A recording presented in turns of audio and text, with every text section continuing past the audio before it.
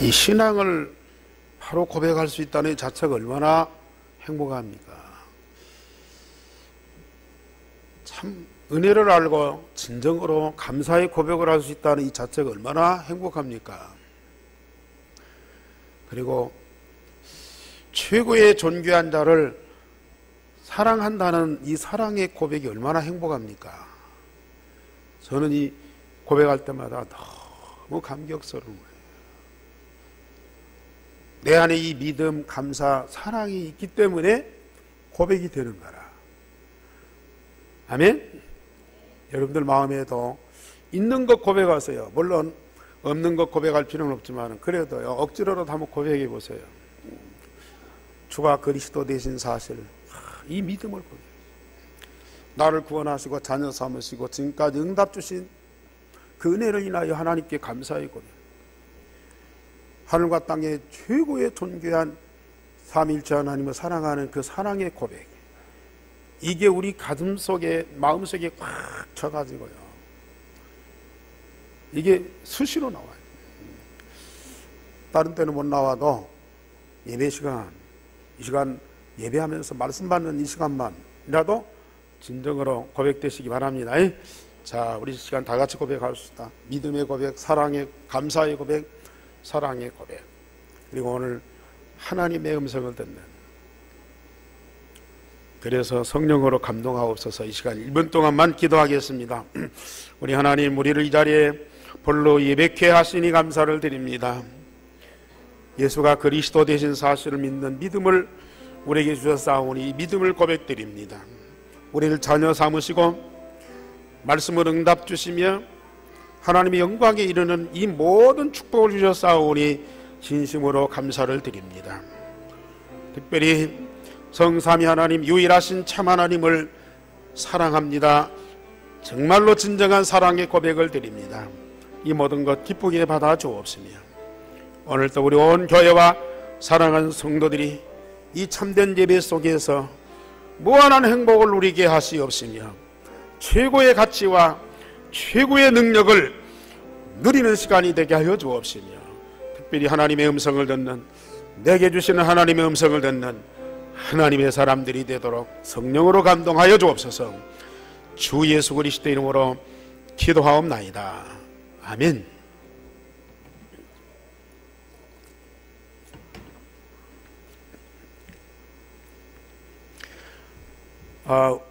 우리 2월달은 특별히 선교를 위해서 하나님이 우리에게 많은 응답을 주시고 축복을 누리게 하십니다. 다음 주일 저녁에는 우리 교회 교역자들과 우리 중직자들 8명이 남태평양 섬나라 팔라우에 순회 선교 5번째 순회 선교 캠프를 갑니다. 최고로 많은 숫자가 나가는데 한 10몇 년 됐나요? 호주 뉴질랜드에서 그때 12명이가 우리 교회에서 갔었는데 이번에 두 번째로 8명의 우리 사명자들이 직접 현장에 가서 현지인들한테, 우리 한국 교민들도 만나지만은 우리 현지인들한테 직접 복음을 전하고 또 그들을 전도학교에 모여서 훈련시켜서 그들이 복음운동 할 수 있도록 캠프를 합니다. 4번째까지 많은 사람을 만나게 하고 중요한 제자들을 세우셨는데 이번에도 하나님이 큰 응답 주실 줄 믿습니다.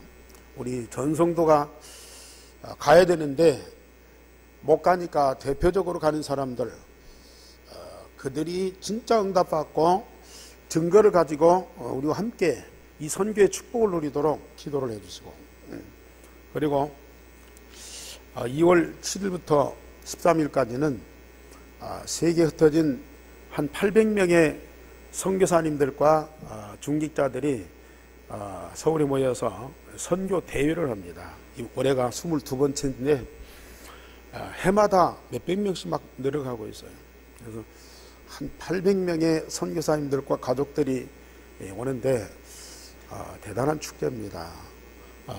그분들이 한 2박 3일 동안 그 합숙훈련을 받고 하루는 예원교회 모여서 전 성도, 작년에 보니까 그 임마누엘 교회 큰 교회인데 들어갈 틈이 없어요.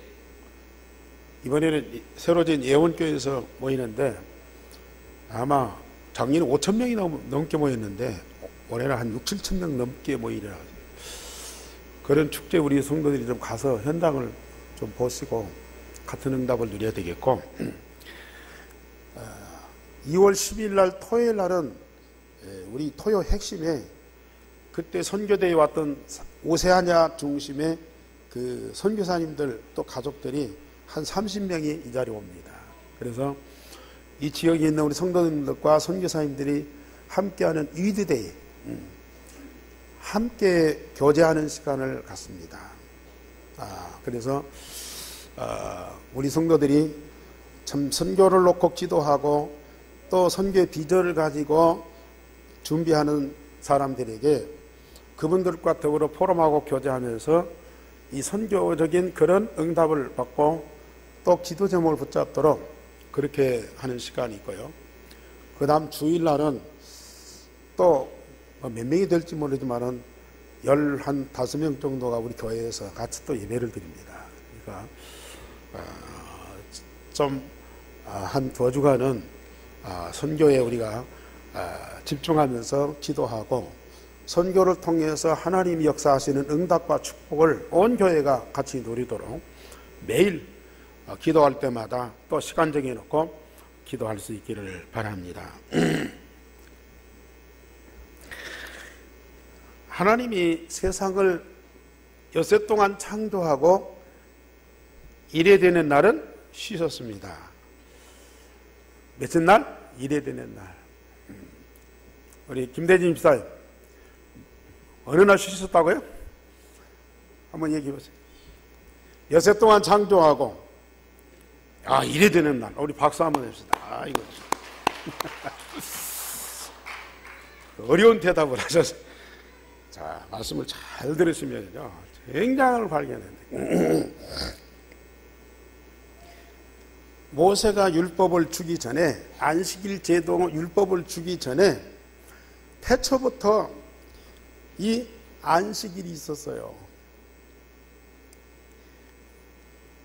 그리고 모세 율법 받은 뒤에 많은 지켜야 할 법들이 있어요.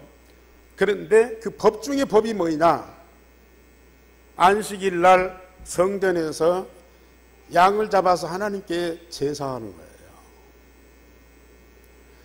그 제사의 제물이 양이고 그 양이 하나님 앞에 희생의 제물로 드려져요. 그래서 뭐 여러 가지 율법이 있지만은 그 율법 중에 율법이 뭐예요? 안식이라고 말이에요. 그래서 이 안식일의 가장 중심 핵심이 뭐냐? 바로 그리스도거든요. 엿새 동안 창조하고 일에 되는 날 쉬셨습니다. 하나님이 이 땅에 누구를, 그리스도를 보내실 그런 준비를 해놓고 안식을 주셨어요. 어린 양의 피, 그리스도를 하나님 앞에 희생의 제물로 제사하면서 온 성도가 하나님과 함께하는 참 안식을 누렸다고요. 그래서 예수 그리스도는 안식일의 주인이시고 율법을 완성하셨어요. 그래서 예수 그리스도는 안식일의 주인이고 율법을 완성하셨다, 이 말은 무슨 말입니까? 모든 만물의 주인입니다. 모든 역사의 중심이 바로 그리스도입니다. 모든 만물의 주인, 모든 역사의 중심 되시는 이 그리스도가 오셔서 유대 땅에 말씀을 증거하고 구원 사역을 지금 하고 계셔요. 그런데 예수님이 안식일에 거리를 지나다가 제자들이 배가 고프니까 그 벼 이삭, 거기서는 보리싹이죠. 보리싹을 비벼갖고 그걸 먹었어요. 배고프니까. 그러니까 바리새인들이 그걸 보고 왜 안식일에 이 보리 이삭을 비벼서 먹냐? 그건 안식일을 범하는 것이다. 막 책망했어요. 그랬더니 예수님 뭐라고 말씀하세요?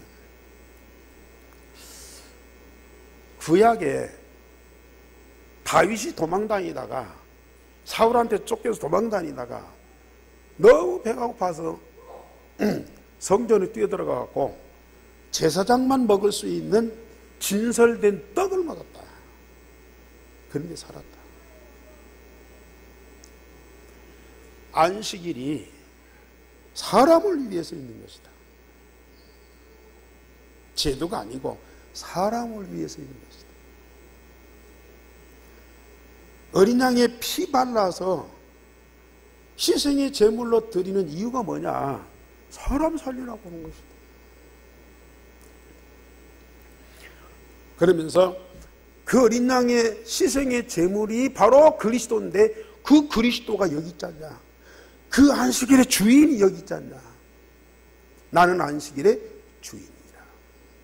그러면서 또 다른 안식일에 예수님이 많은 다니시니까요. 병자들이 많이 와요. 그러니까 바리새인들이 눈여겨봐요.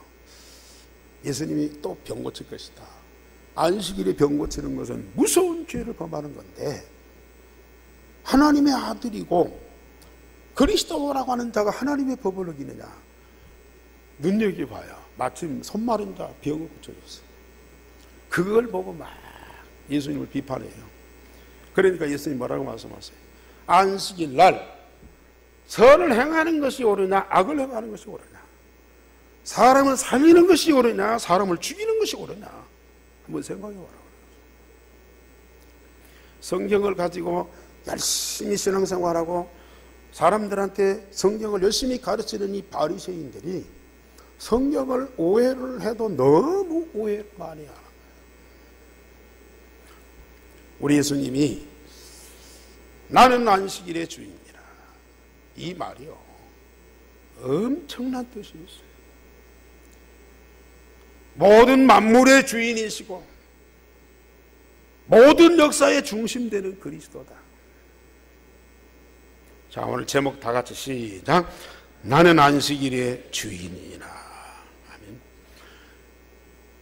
모든 만물의 주인 되시고 모든 역사의 중심 되신 그리스도가 이 땅에 오셔서 하신 사역 두 가지가 있어요.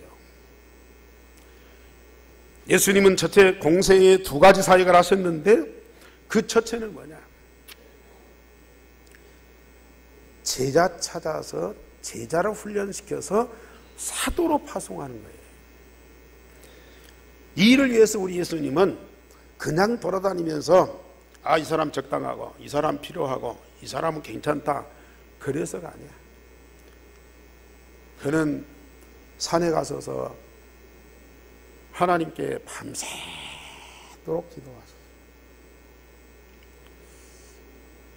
그리고 나서 마을로 들어가서 12 제자를 불러서 사도라고 칭하셨어요.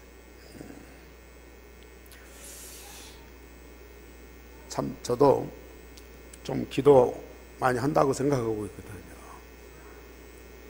그런데 지난번에 말씀드렸듯이 우리 예수님은 광야에 가서 40일 동안 금식하면서 기도하셨어요.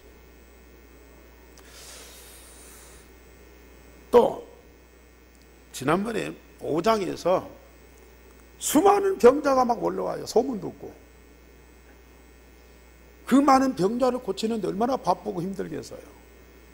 그런데도 예수님은 낮에 그 사람들을 놔두고 피해서 한적한 곳에 가서 기도하시다가 돌아와요. 병자를 고치고 수많은 사람들을 도와주는 것보다도 더 중요한 것이 하나님 앞에 가서 기도하는 것이 더 중요한 거예요.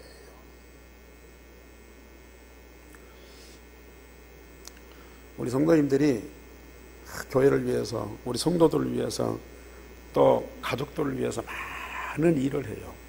열심히 봉사해요. 얼마나 착한 일이고 좋은 일이고 필요한 일입니까? 그런데 하나님 앞에 기도는 잘 안 해요.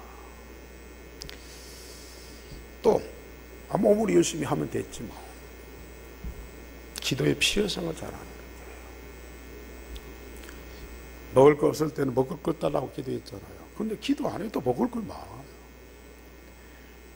아플 때 병 고쳐달라고 하나님께 기도했잖아요. 근데 지금은 병원만 가면 얼마든지 나왔어요. 억울하고 상처받고 막 힘들면 하나님 내 억울함을 풀어달라고 막 기도했어요. 근데 지금은 막 여행 가고 막 춤추고 노래 부르고 막 스트레스 막 풀어버려요.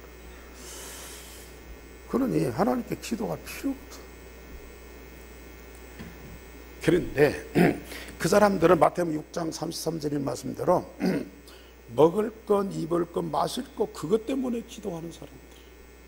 그런데 그것이 해결되니까 기도할 이유가 없잖아요. 그런데 우리의 진짜 기도 제목은 뭐냐? 그의 나라와 그의 의를 구하는 것이거든.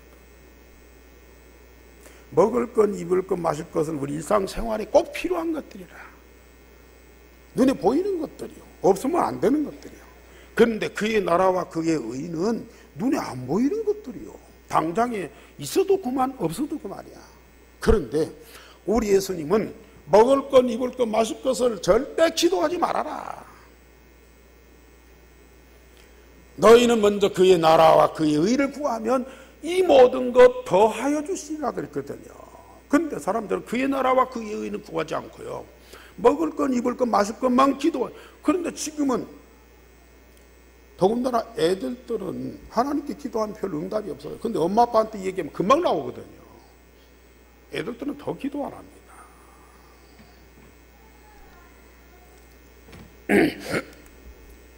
그런데 우리 예수님은 하나님이시잖아요.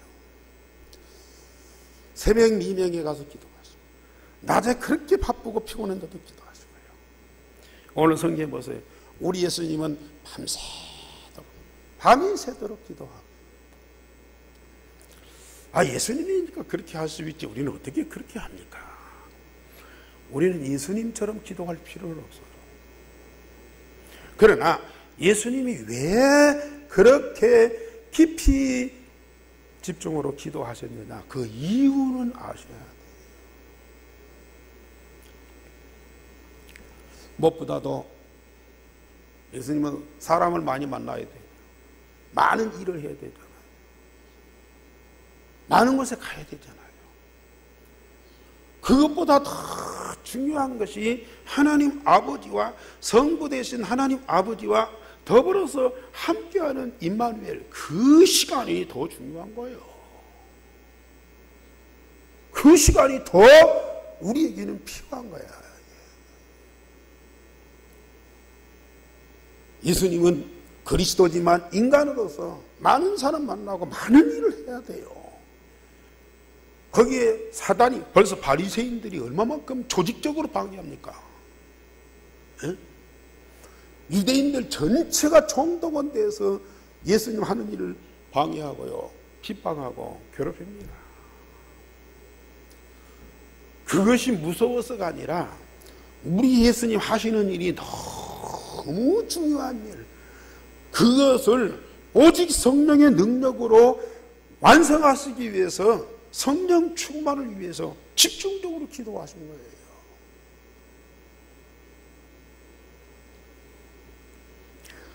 저는 누가복음 보면서 정말 우리 예수님이 이렇게 기도하셨는데 나는 기도를 너무 안 하고 있구나.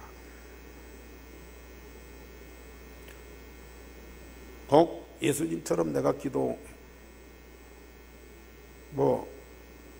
할 이유는 없지만 그래도 정말로 예수님이 기도하신 그 이유와 그 내용을 우리는 알고 있어야 됩니다.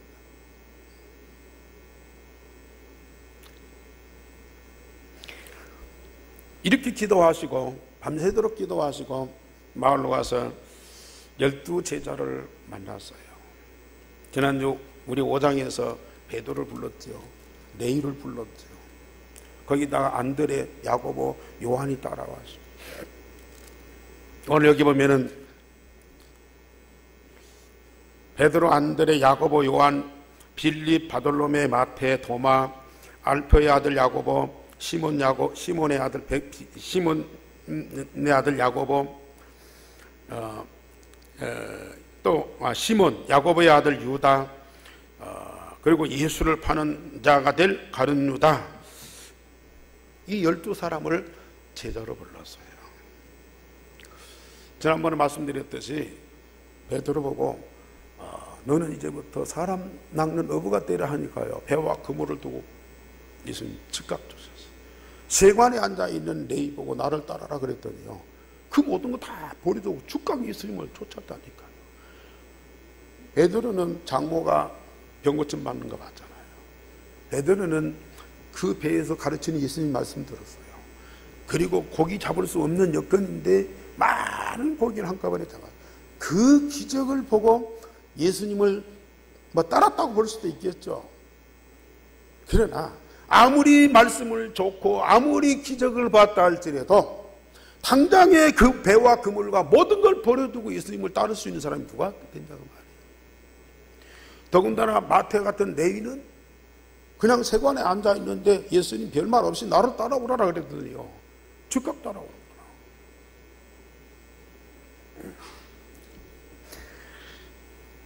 다른 사람들이 마찬가지겠죠. 도마든지 야고보, 또 요한의 형제 야고보, 또 유다, 심지어 가룟 유다까지 설득하고 또 뭘 증거를 보여주고 막 미래를 보장해주고 나를 따라오라 그렇게 하지 않았어요. 무조건 나를 따라오라. 어떻게 해서 이 사람들이 이렇게 따를 수 있나요? 예수님이 얼마만큼 분명한 목표, 분명한 이유를 가지고 말씀하니까요, 거절할 수가 없어요. 성령 충만해서 영권 가지고 말씀하니까요, 따라올 수밖에 없어요. 아니, 예수님이 너들 나를 따라오면 좋은 일이 있을 것이다, 너들 이렇게 고생하지만 나 따라오면 뭐가 성공할 것이고 뭐가 잘 될 것이고, 그런 정도 확신과 그런 정도 이유를 가지고 불렀다면요, 이 사람들이 고민과 갈등 많이 할 거예요. 그러나 절대절명의 분명한 목표와 분명한 이유를 가지고 부르시니까요, 따라옵니다. 거기다가 성령의 능력이 역사하니까요. 한 번도 예수님을 본 적도 없고 들은 적도 없는데, 물론 소문은 들었겠죠. 그 따라 지난번에 말씀드렸듯이 베드로나 이 레위가요, 이유가 없어요. 예수님 부르심에 이유가 없다니까요. 말씀에 의지해서 내가 그물을 내리이다. 예수님 말씀하시는 그 말씀만이 있지 내 조건이 없다니까, 내 이유가 없다니까요. 그게 제자라. 그런 사람들이 정말로 하나님 응답받고 세계를 살리는 주역이 되는 거예요. 이유 조건 따지는 사람들은 절대로 제자가 될 수가 없어요. 믿음으로 병고침은 받을 수 있을지 모르지만 안 굶고 예수님 따라다니니까 또 믿으니까 안 굶고 사람들한테 짓밟히지 않고 살 수 있을지 몰라도 제자는 될 수가 없다.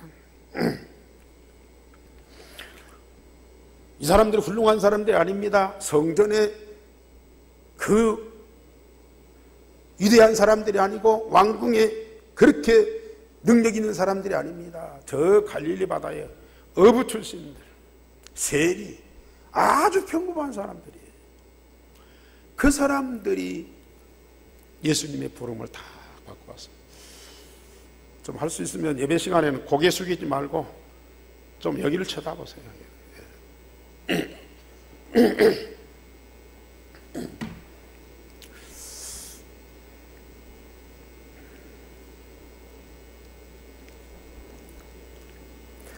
예수님께서 분명한 목표와 이유를 가지고 영권으로 그들을 부르시고 이들을 제자로 훈련시켜서 세상에 복음을 전하는 사도로, 세상에 복음 전하기 위해서 보냄을 받은 자, 그가 바로 사도거든요.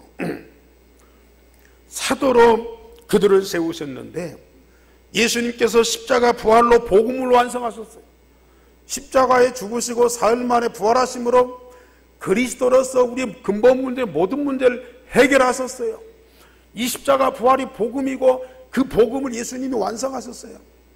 이 복음만 있으면 어느 누구라도, 어떤 나라라도, 어떤 이 지역이라도요, 다 구원받게 되고요, 근본 문제 해결받게 되고요, 모든 저주와 멸망에 해방받게 돼 있어요. 얼마나 위대한 것입니까? 절대 중요한 것이죠. 그러나 이것이 감춰졌다, 이게 버려져 있다, 어디에 이게 들어있다, 이게 드러나야 돼요. 사람들한테 알려져야 돼요. 이걸 드러내서 알리는 자가 누구냐? 제자들이라고 말해요. 이 중요한 복음이 있는데 이걸 전하는 자가 없다. 그건 무익한 거예요.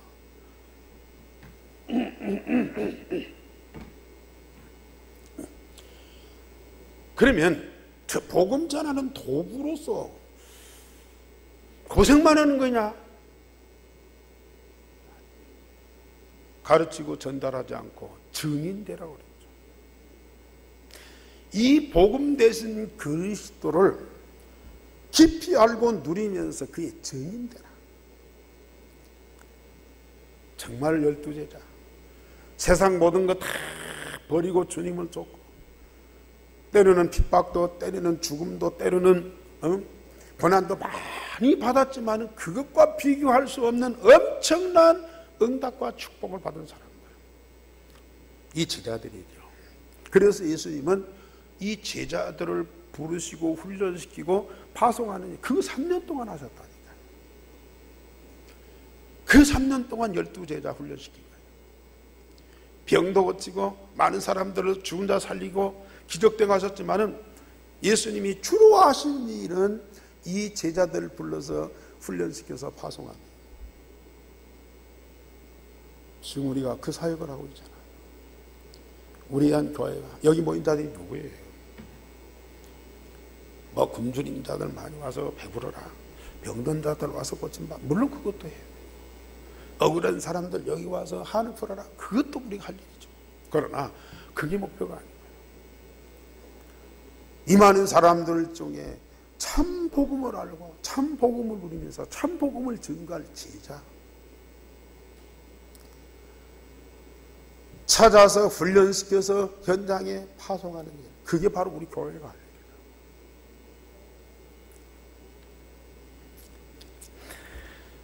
그리고 각지에서 찾아온 수많은 병자들을 고쳐주셨고 귀신에게 고난받는 자들도 고쳐주시니 능력이 예수께로부터 나와서 모든 사람을 낫게 했다.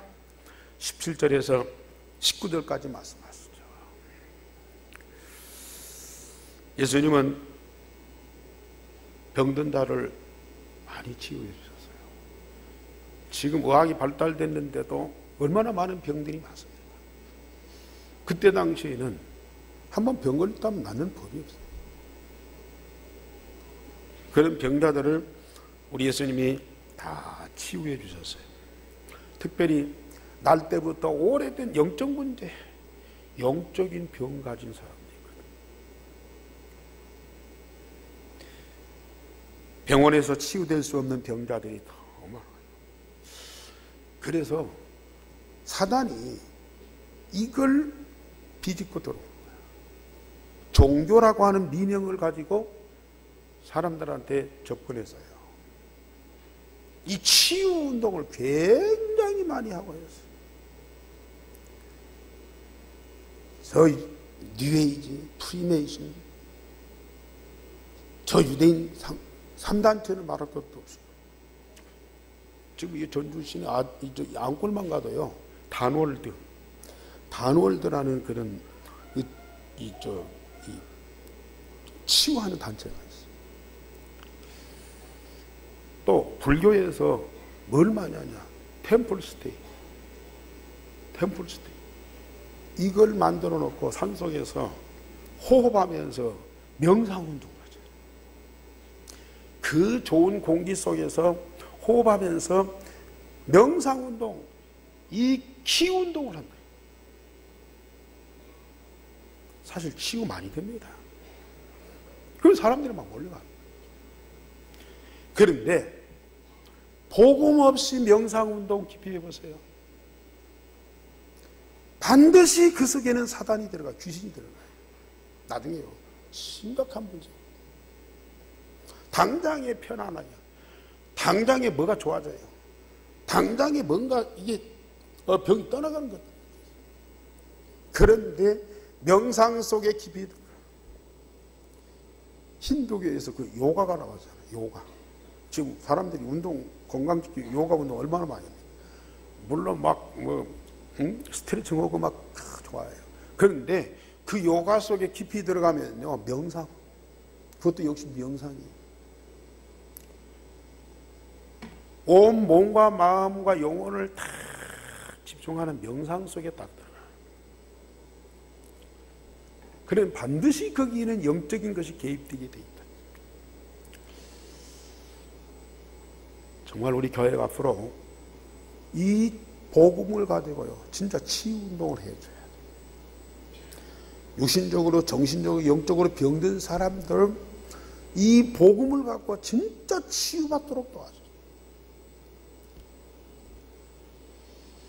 그 사람들 속에 제자가 있고,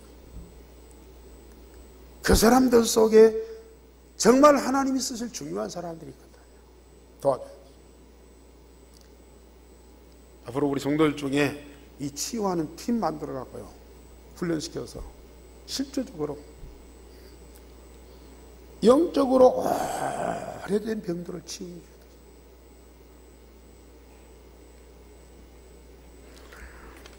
그렇지 않으면 사단한테요, 전부 빠져들어가요. 얼마나 좋습니까? 그 사람들이 뭐 하라는 것도 아니고요, 그 좋은 공기 속에서, 그 환경 속에서요, 명상하면서 치유받으라는데 너무 좋아하는 거예요. 그런데 그 속에는 사단의 영이 역사하게 됩니다. 두 번째로, 예수님께서 제자들에게 말씀대로 응답을 받게 하셨어요. 제자들을 따로 불러서요, 말씀을 주시고 말씀 훈련을 시키고, 그들이 말씀 응답 받는데 뭐가 되냐? 서비스. 최정상의 사람들이 되는 거예요.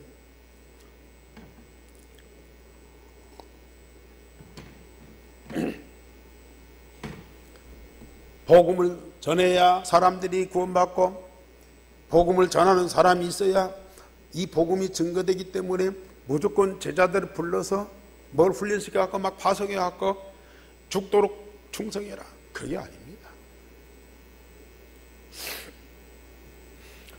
예수님은 제자들을 불러서 훈련시키면서 말씀으로 응답받게 하고 말씀으로 재창조되게 하시는데 어느 정도냐? 최정상의 사람, 최고의 엘리트를 만들어간 거예요. 그래가지고 그 응답과 증거를 가지고 현장 살리더라고요. 그래서 예수님이 제자들에게 먼저 뭘 가르쳤느냐? 진정한 복과 진정한 화가 뭔가를 가르쳐 주셨어요.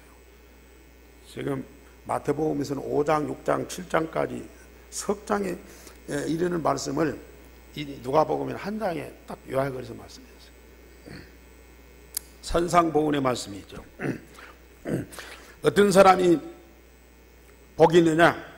가난한 자는. 자, 20절에 예수께서 눈을 들어 제자들을 보시고 이르시되, 수많은 사람들이 와서 병고침을 받았지만은 정말로 예수님의 말씀을 제대로 듣는 사람은 누구예요? 제자들이에요.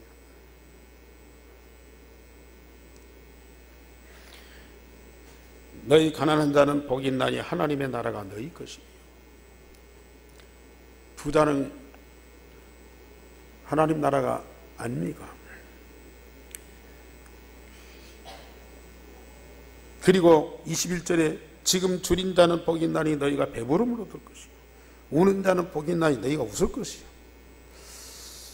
인자로 말미암아 사람들이 너희를 미워하고 멀리하고 욕하고 너희 이름을 악하다 하여 버릴 때에는 너희에게 복이 있다.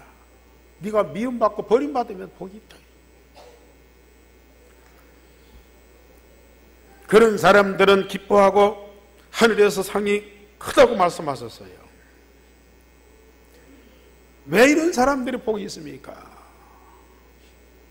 사실 가난하고 굶주리고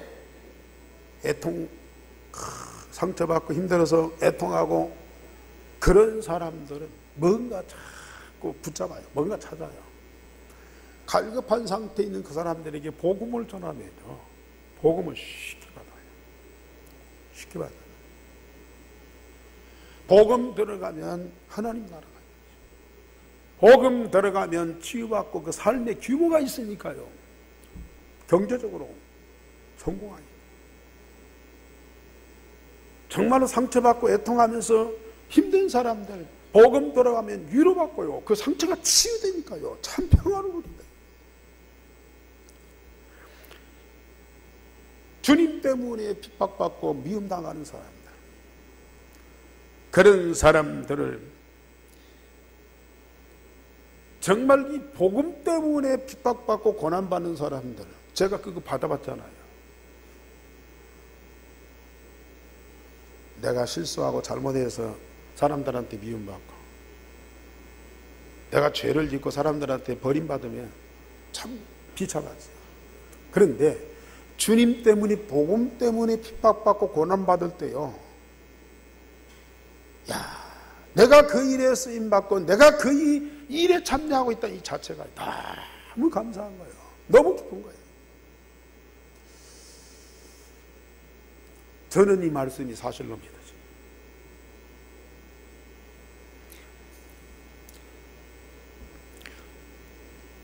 인간적으로, 세상적으로 가난하고 줄이고 연약한 사람들일수록 하나님 말씀을 받아요. 그런데 24절 26절에 보면 부유한 자, 배부른 자, 너무 좋아서 웃는 자, 사람들한테 칭찬받는 자, 그러면요, 그런 것들 때문에 뭘 못 받아요? 복음을 제대로 못 받아요. 복음을 안 받는다. 왜? 세상 거 가진 것이 많아요.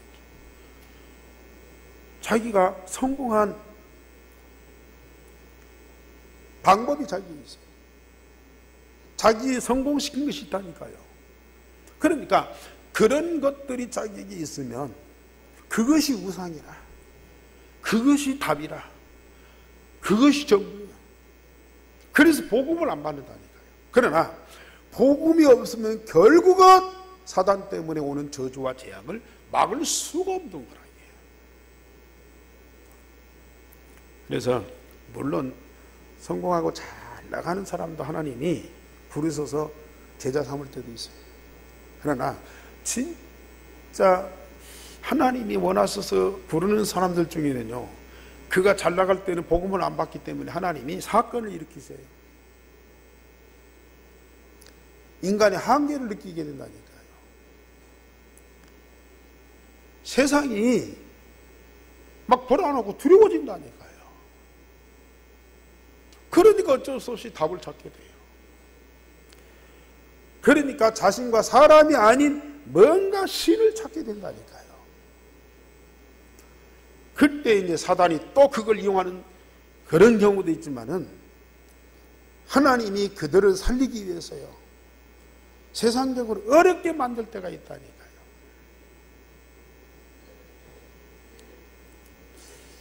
참 복음 깨달은 사람들도 그래요. 뭔가 하나님이 중요하게 쓰시려고 불렀고요, 그에게 중요한 비밀을 알게 하고 응답을 주시려는데요, 도통 관심이 딴 데 있어요. 다른 데 관심이 있어요. 말씀 듣는 일에 집중을 못해요. 하나님의 역사를 못 봐요.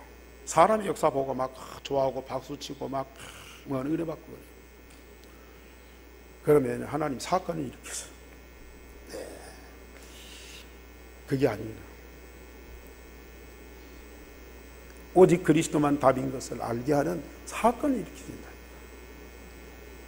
그러니까 자, 배부르고 웃고 즐기고 세상 모든 걸 다 가졌어요. 오히려 그런 사람들이 화가 있다니까요.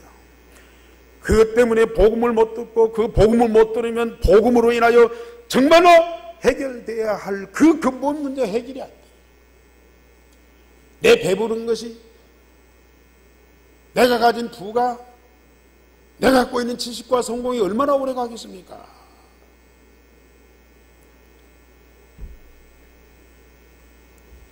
그러면서 우리 예수님들 보고, 예수님이 제자들 보고 적극적으로 말씀하십니다. 너들은 원수를 사랑해라. 너희 가족을 사랑하고, 지금 텔레비에 부부가 나오고 가족들 고민 상담하고 막 그러잖아요. 아니, 당연히 사랑해야 될 사람을 사랑하지 못하고 미워하는 사람이 너무 많아요.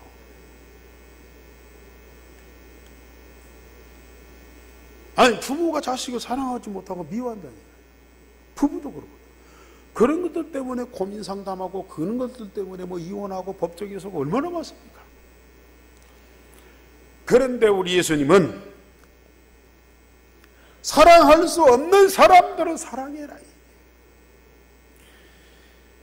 원수를 사랑하며 미워하는 자를 선대하며 저주하는 자를 축복하고 모욕한 자를 위해 기도해라. 오른뺨을 때리면 왼뺨까지 돌려대면서 두들겨 맞아라. 때리는 대로 맞아라.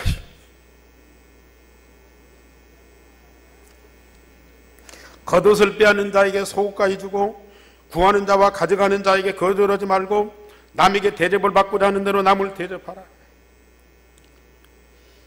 가능합니까, 여러분? 아무리 선하고 착한 성품을 가졌다고 해도 한두 번은 원수를 용서할 수 있어요.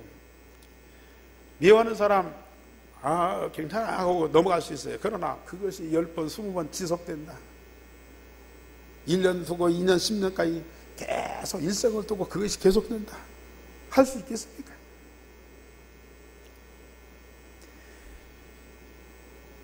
그런데 우리 예수님이 제자들에게요, 이걸 아주 강조한다니까요.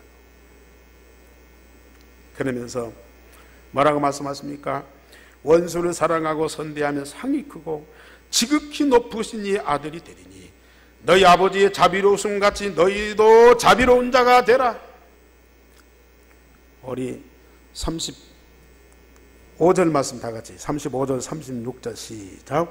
오직 너희는 원수를 사랑하고 선대하며 아무것도 바라지 말고 꾸어주라. 그리하면 너희 상이 클 것이요 또 지극히 높으신 이 아들이 되리니 그는 은혜를 모르는 자와 악한 자에게도 인자하시니라. 너희 아버지의 자비로우심 같이 너희도 자비로운 자가 되라. 자, 원수를 사랑하고 선대하면,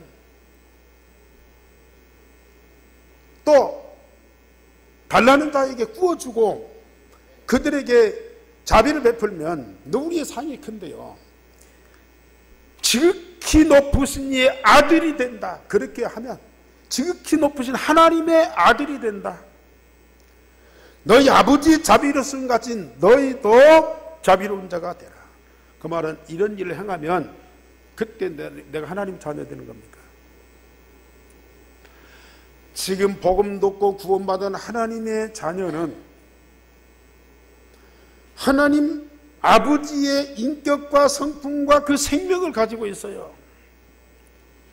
정말 여러분들이 하나님의 생명을 가진 하나님의 자녀라면 하나님 아버지가, 예수 그리스도가 원수를 사랑하면서 그들을 위해서 목숨을 바쳤잖아요. 아무 조건 없이 그들을 위해서 목숨을 던졌었어요. 그 그리스도가 하나님이시고 하나님의 아들이시고, 그 그리스도가 하나님의 아들이신 것처럼 우리도 하나님의 자녀라고 말이에요. 우리 인간 기준으로 보면 절대 불가능한 일, 있을 수 없는 일이에요. 그러나 우리 하나님께서 절대 불가능한 일을 우리에게 말씀하시고 예수님께서 있을 수 없는 일을 가르치는 그런 예수님이 아니라, 정말 우리가 하나님의 생명을 가진 하나님의 자녀면 하나님 아버지의 그 성품과 인격과 지혜와 능력을 가지게 돼 있어요. 그러면 이게 어려운 일이 아니고 간단한 일이라. 아시겠어요? 간단한 일이에요. 아니, 원수를 사랑하고 뭐 나를 미워하는 자를 축복하고 어떻게 그럴 수 있는지 천만의 말씀이죠. 정말로 우리 속에 미움과 증오만 없어도 살만해요. 내 속에 미움과 증오가 있으면요, 진짜 사랑할 사람도 미워하고 증오하게 된다니까요. 아까 가족 얘기했잖아요. 아니, 가족이 아니라 나중에는 내 자신까지도 미워지고 이게 싫어진다니까요. 그래 자살하는 사람도 생긴다니까요. 이건 우리가 선택사항이 아니에요. 원수를 사랑하고 줄인 자를 핍박하는 자를 선대하고 그들 기뻐하고 즐거워하는 것은요, 선택사항이 아니라니까요. 왜 여러분들을 구원하셨습니까? 물론 재앙과 이 지옥에 못 들어가도록 하기 위해서 그러지만은 이 땅에 사는 동안 여러분들 속에 이런 미움과 증오와 질투와 시기와 분쟁과 갈등 이런 거 없어야 돼요. 이것 갖고 인생 살아봐요. 얼마나 불행한지요. 저는 이 맛을 조금 보거든. 아직 뭐 원수를 막 사랑하고 막 가서 남들을 돕고 그러지는 않아요.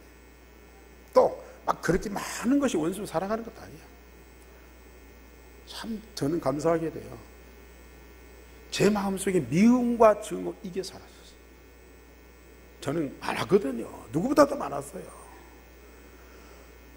누구라도 내 마음속에 미움과 증오가 사라지니까요, 내가 얼마나 편안하니. 그러면서 조금이라도요, 좀 이상한 사람, 어려운 사람, 그리고 핍박하는 사람 이해가 돼요. 이해가 된다. 아니, 그 사람들은 마음에 품고 기도가 된다니까요. 그게 얼마나 큰 축복인 줄 아세요? 수백억, 수천억 재산 가진 것보다도 원수를 위해서 내 마음에 품고 기도할 수 있는 그걸 가진 것이 내게 얼마나 행복하고 즐거운지요. 절대 불가능한 일이 아닙니다. 하나님의 자녀이면 당연한 거예요.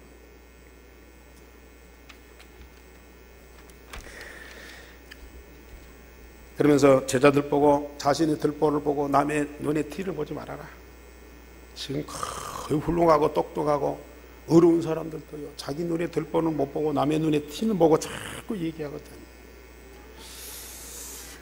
못된 나무는 못된 나무를 열매를 맺고 좋은 나무는 좋은 열매를 맺는데 우리 마음속에 가득한 것이 뭐예요?